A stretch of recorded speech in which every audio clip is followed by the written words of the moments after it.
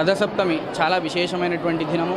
ఈరోజు జిల్లేడు ఆకులు తలపైన పెట్టుకొని స్వామికి మనకు ఆ తలపైన పెట్టుకొని అభిషేకం చేసుకోవడం వల్ల ఆ యొక్క జలంతో మనము సూర్యనారాయణ స్వామిని ఆరాధన చేయడం వల్ల ఎంతో విశేషమైనటువంటి ఫలితం లభిస్తుందని మనకు పద్మపురాణంలో చెప్పబడి ఉంది.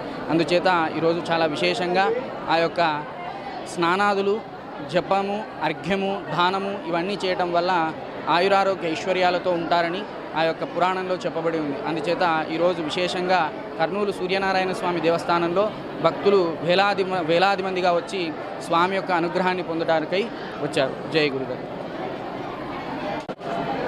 ఈరోజు రథసప్తమి వేడుకల్లో భాగంగా ఎంతో విశేషంగా మన కర్నూలు శ్రీ సూర్యనారాయణ స్వామి దేవాలయంలో పూజ్య శ్రీ శ్రీ శ్రీ శ్రీ గణపతి సచ్చిదానంద స్వామీజీ వారి స్వహస్తాలతో అభిషేకము, ఆ యొక్క సూర్య అర్ఘ్యము చేయటం ఎంతో విశేషం.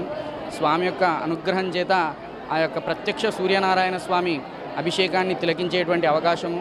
అలాగే ఈరోజు చాలా విశేషంగా వేలాది మందిగా, లక్షలాది మందిగా భక్తులు ఈ యొక్క దేవాలయానికి తరలి వచ్చి ఆ యొక్క ప్రత్యక్ష సూర్యనారాయణ స్వామిని అనుగ్రహం పొందుట కొరకై శౌర్యయాగంలో పాల్గొన్నారు. అదేవిధంగా ఆంజనేయ స్వామికి పూర్ణఫలాలు కట్టారు.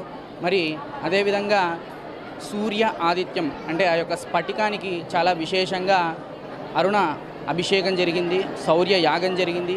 ఇలా మరెన్నో విశేషాల్లో ఈ యొక్క కార్యక్రమాల్లో పాల్గొన్నటువంటి భక్తులందరూ కూడా ఆ యొక్క సూర్యనారాయణ స్వామి అనుగ్రహాన్ని పొంది, ఆ యొక్క గణపతి సచ్చిదానంద స్వామీజీ అనుగ్రహాన్ని పొంది, ఈరోజు స్వామి అనుగ్రహాన్ని పొంది కర్నూలులో శ్రీ సూర్యనారాయణ స్వామి దేవస్థానంలో వచ్చినటువంటి భక్తులందరికీ కూడా ఆరోగ్యరీత్యా, ముఖ్యంగా ఆరోగ్యం భాస్కరాదిత్యేత్ అంటారు. అందుచేత రథసప్తమి చాలా విశేషమైనటువంటి దినము.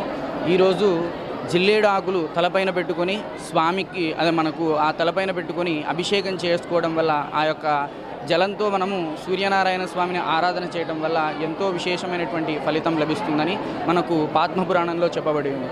అందుచేత ఈరోజు చాలా విశేషంగా ఆ యొక్క స్నానాదులు, జపము, అర్ఘ్యము, దానము ఇవన్నీ చేయటం వల్ల ఆయురారోగ్య ఐశ్వర్యాలతో ఉంటారని ఆ యొక్క పురాణంలో చెప్పబడి ఉంది. అందుచేత ఈరోజు విశేషంగా కర్నూలు సూర్యనారాయణ స్వామి దేవస్థానంలో భక్తులు వేలాది మందిగా వచ్చి స్వామి యొక్క అనుగ్రహాన్ని పొందడానికై వచ్చారు. జై గురుగారు.